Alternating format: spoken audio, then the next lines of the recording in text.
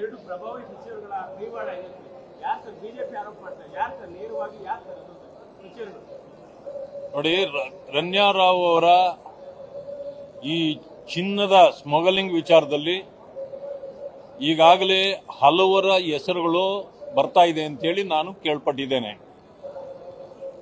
ಆದರೆ ಇನ್ವೆಸ್ಟಿಗೇಷನ್ ನಡೀತಾ ಇರತಕ್ಕಂಥ ಇಂಥ ಸಂದರ್ಭದಲ್ಲಿ ಕೆಲವರ ಹೆಸರುಗಳನ್ನ ಹೇಳೋದು ಸರಿಯಲ್ಲ. ಅದರಿಂದ ನನಗೆ ಅದು ಸಂಪೂರ್ಣ ಹೊರಗಡೆ ಬರೋವರೆಗೂ ನಾವು ಅನುಮಾನಗಳನ್ನು ಯಾರ ಮೇಲೆಯೂ ವ್ಯಕ್ತಪಡಿಸತಕ್ಕಂಥದ್ದು ಸರಿಯಲ್ಲ. ಆದರೆ ಆ ರೀತಿ ಬರ್ತಾ ಇದೆ ಅಂತಕ್ಕಂಥದ್ದು ನಮಗೆ ಗೊತ್ತಾಗಿದೆ.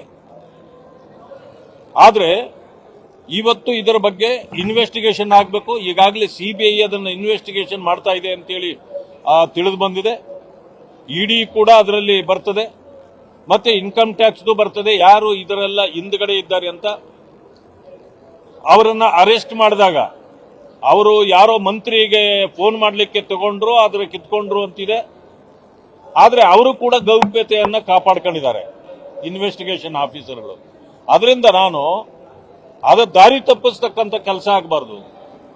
ಅದು ಪೂರ್ಣವಾಗಿ ಹೊರಗಡೆ ಬರೋವರೆಗೆ ನೋಡೋಣ ಏನು ಹೇಳ್ತಾರೆ ಕಾಂಗ್ರೆಸ್ನವರು, ನೋಡೋಣ ಸರ್ಕಾರ ಯಾವ್ದಿತ್ತು. ಅದಕ್ಕಾಗಿ ಇವತ್ತು ಏನೇ ಊಹಾಪೋಹಗಳು ಬರಲಿ, ಆದ್ರೆ ಇದು ನಡೆದಿರ್ತಕ್ಕಂಥ ಸತ್ಯ ಹೊರಗಡೆ ಬರಬೇಕಾಗಿದೆ. ಇದರ ಹಿಂದೆ ಯಾರಿದ್ದಾರೆ ಅನ್ನೋದನ್ನು ಕೂಡ ಇದು ಸರ್ಕಾರ ಹೇಳಲಿ. ಯಾಕೆಂದ್ರೆ ಸರ್ಕಾರ ಗೊತ್ತಿಲ್ವಾ, ಬೇರೆಯವರು ಯಾರು ಹೇಳ್ತಾರ ಮಾಡ್ತಾರ ಅನ್ನೋದಕ್ಕಿಂತ ಸರ್ಕಾರಕ್ಕೆ ಗೊತ್ತಿಲ್ಲದೆ ಇರತಕ್ಕಂಥದ್ದು ಯಾವ್ದಿರುತ್ತೆ ಅವರು ಹೇಳಲಿ ಒಳಗಡೆ.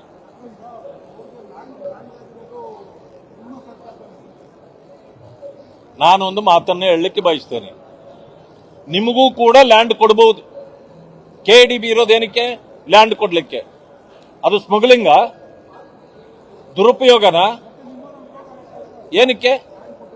ನೋಡಿ, ಸರ್ಕಾರ ಲ್ಯಾಂಡ್ ಕೊಟ್ಟಿದ್ರೆ ಯಾವ ಈಗ ನಾನೊಂದು ಮಾತನ್ನು ಹೇಳ್ತೀನಿ. ಯಾವುದೇ ಸರ್ಕಾರ ಇದ್ರೂ KDB ಕೆಲಸ ಮಾಡಬೇಕು, ಲ್ಯಾಂಡ್ ಕೊಡಬೇಕು. ಕೊಡುವಾಗ ನ್ಯೂನ್ಯತೆಗಳಿದ್ರೆ ಅವರು ಮಾಡುವ ಕೆಲಸಕ್ಕೆ ಯೋಗ್ಯ ಜಾಗವನ್ನ ಕೊಡದೆ ಹೆಚ್ಚಿಗೆ ಕೊಟ್ಟಿದ್ರೆ, ಅದರಲ್ಲಿ ಯಾರ್ದಾದ್ರೂ ಇನ್ಫ್ಲೂಯೆನ್ಸ್ ಇದ್ರೆ ಅದನ್ನ ಹೇಳಿ. ನಾನು ಅದನ್ನೇ ಹೇಳ್ತಿದ್ದೀನಿ. ಯಾರೇ ಮಾಡಿದ್ರು, ಯಾರೇ ಕೊಟ್ರು, ಅದು ಪ್ರಶ್ನೆ ಮಾಡತಕ್ಕಂಥದ್ದು ಹಕ್ಕು ಸರ್ಕಾರಕ್ಕಿದೆ. ಮಾಡ್ಲಿ. ನಾವು ಕೂಡ ಹೇಳಿಲ್ವೇ, ಅನೇಕರು ಈಗ ಅದು CA ಸೈಟ್ ಅಲ್ಲ, CA ಸೈಟ್ ಅನ್ನು ಕೊಡಬೇಕಾದ್ರೆ ಕೆಲವು ಕಾನೂನುಗಳಿದೆ, ಅದರ ಪ್ರಕಾರ ಕೊಡಬೇಕು.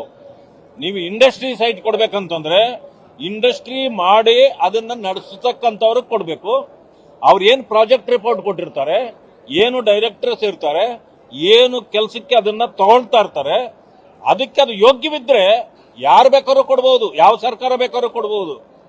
ಈಗ ಈ ಸರ್ಕಾರ ಎಷ್ಟು ಕೊಟ್ಟಿಲ್ಲ?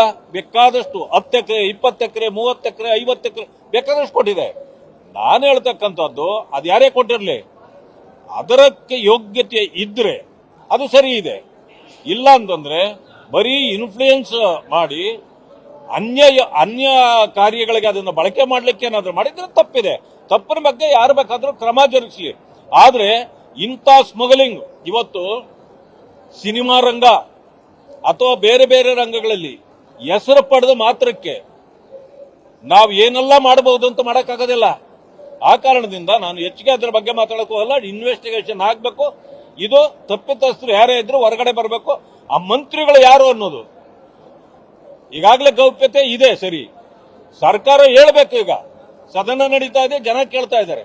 ಹೇಳಿಲ್ಲ ಅಂತಂದ್ರೆ ಬೇರೆ ಹೊರಗಡೆ ಬರ್ತವೆ ಅಷ್ಟೇ.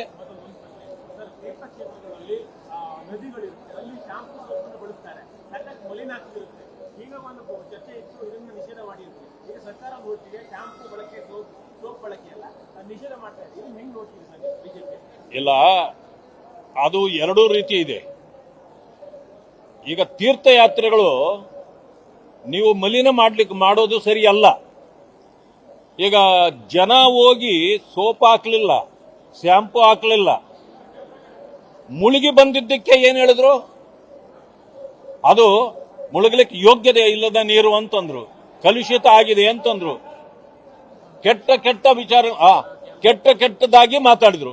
ಅದು ನಾನು ಈಗಲೇ ಹೇಳ್ತೇನೆ, ಎಲ್ಲೂ ಕೂಡ ಮಲಿನ ಆಗಲಿಕ್ಕೆ ಅವಕಾಶ ಕೊಡಬಾರದು, ನಿಜ ಅವಕಾಶ ಆಗಬಾರದು. ಆದ್ರೆ ಈ ತೀರ್ಥಯಾತ್ರೆಗಳು ಅನ್ನೋ ಜಾಗದಲ್ಲಿ ಸೋಪ್ ಆಗಲಿ ಶಾಂಪು ಆಗಲಿ ಉಪಯೋಗಿಸದೇ ಇರೋದೇ ಒಳ್ಳೆಯದು.